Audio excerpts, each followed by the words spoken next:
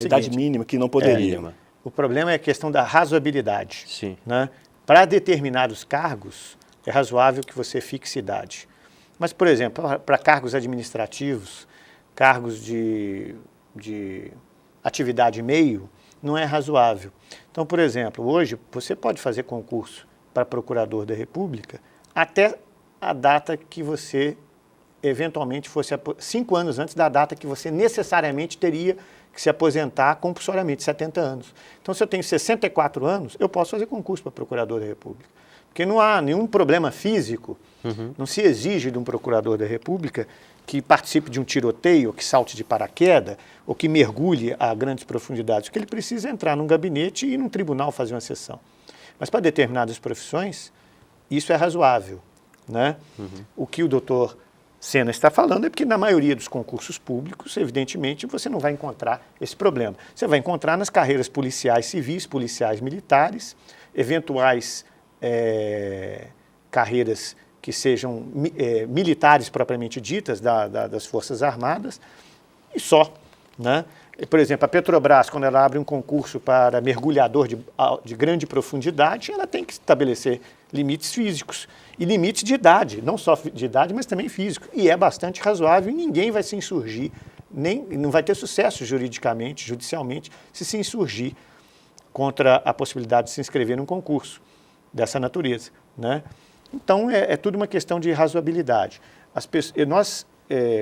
Eu percebo, e hoje com maior nitidez, que milhares de pessoas no Brasil estão envolvidas e jogando suas vidas, né?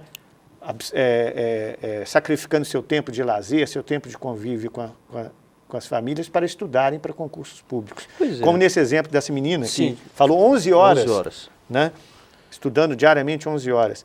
E essas pessoas, como também disse a psicóloga na entrevista, elas geram grandes expectativas em relação ao concurso. Mas é preciso ver que um concurso público é um processo.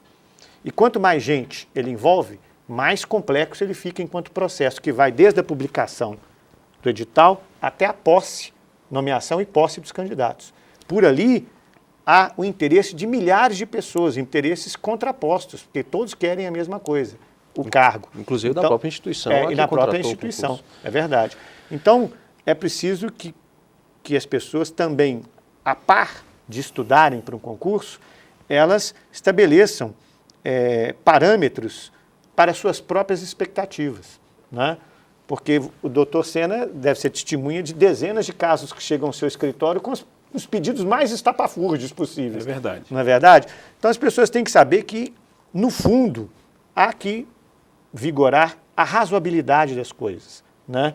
Então não se pode esperar que, por mais habilitada que seja uma fundação, seja a CESP aqui de Brasília, seja a Fundação Carlos Chagas de Brasília, quando se lida com um concurso com 200, 300 mil candidatos, a logística desse concurso é um troço extremamente violento. É bem verdade que eles estão sendo pagos para que o concurso chegue a bom termo, mas as pessoas também têm que estar atentas a essas peculiaridades. Pois é, dentro dessa ótica, inclusive, de ser contratado, inclusive gerar expectativa, como aquela estudante que nós vimos agora há pouco, de dedicar aí 11 horas, alguns até falam que dedicam até mais, tem toda essa frustração e tal.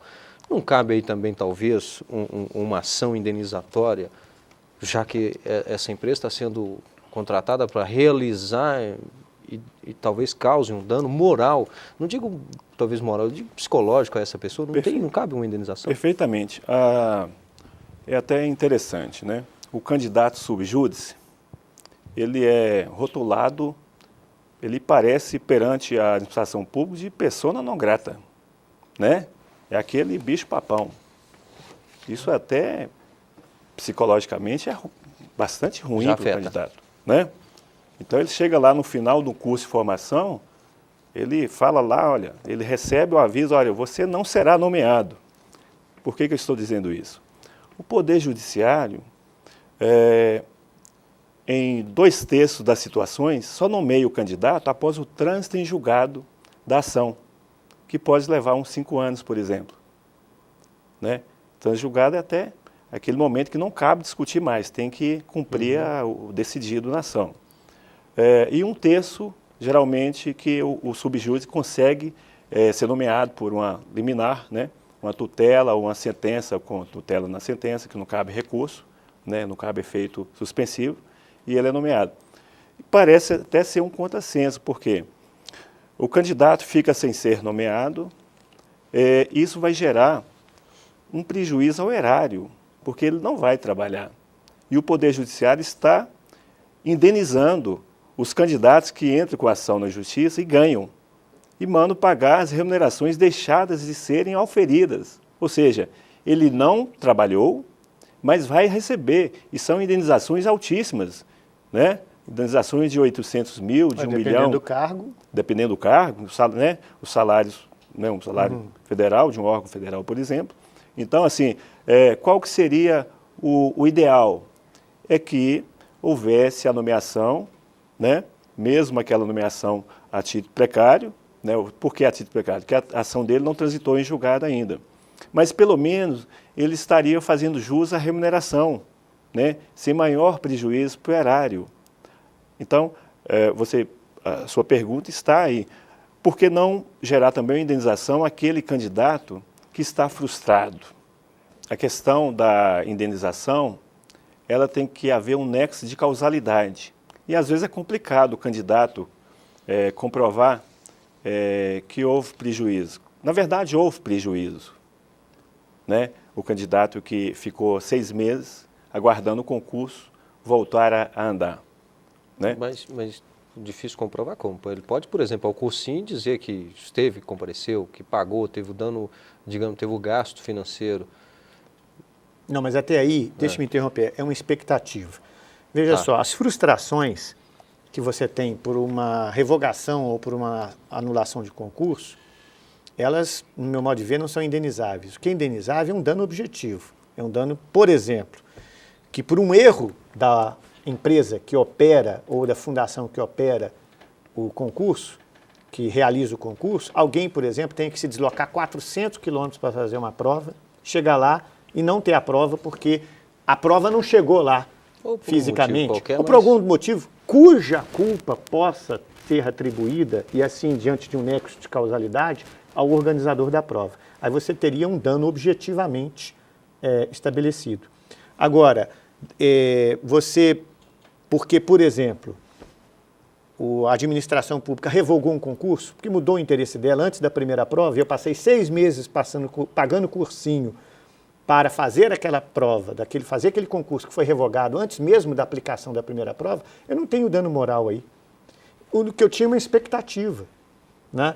Por quê? Porque a lei já diz, e todo mundo é obrigado a conhecer a lei, que a administração pública pode rever seus atos ou pode revogar atos dessa natureza em face do seu poder discricionário. O que não pode ocorrer é aquilo, é o exemplo que eu te dei, de você ter gasto, etc., etc., e ser prejudicado por um erro, ou por algum ato ilícito, ou por alguma coisa que ocorra na organização do concurso. Aí eu acho que realmente a pessoa poderia mover uma ação para ser indenizada, né? Agora, o que acontece muito, que a gente ouve muito falar, é de uma determinada instituição, realiza um concurso, não convoca ninguém, passa-se um período, faz um novo concurso para aqueles mesmos cargos. Isso não pode ocorrer. Só complementando o que o doutor Oswaldo disse, eu me lembrei de uma decisão do Supremo em relação à indenização de uma juíza que recebeu uma quantia aí de uns 20 milhões de salários remunerações deixadas de serem auferidas, porque ela questionou a nota na sua prova oral. Foi um caso parecido com ele, ou seja, o erário desembolsou cerca de 20 milhões sem a juíza ter trabalhado, não é mesmo? Agora, em relação a questão do... Realização de um novo concurso. A realização do novo concurso. O concurso, existe um período de validade. Não pode se abrir novo concurso durante esse prazo de validade. Existe até um julgamento do Supremo, do concurso para médico do estado do Piauí, onde existiam 30 vagas, e o estado nomeou apenas 15 médicos. não me lembro se era médico ou juiz, mas e deixou exaurir o prazo de validade. Os outros 15, ou seja, os candidatos classificados entre o 16º e o 30º lugar, entraram com a ação logo depois que o concurso perdeu a sua validade, e o Supremo deu ganho de causa e comandou a determinação para que fossem nomeados os candidatos classificados em 16º e 30º lugar.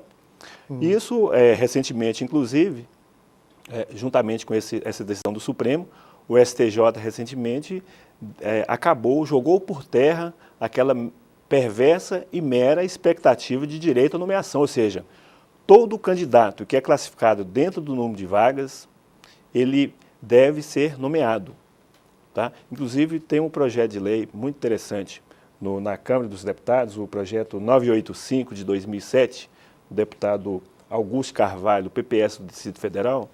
É um projeto que, na análise da BCP, ele possui várias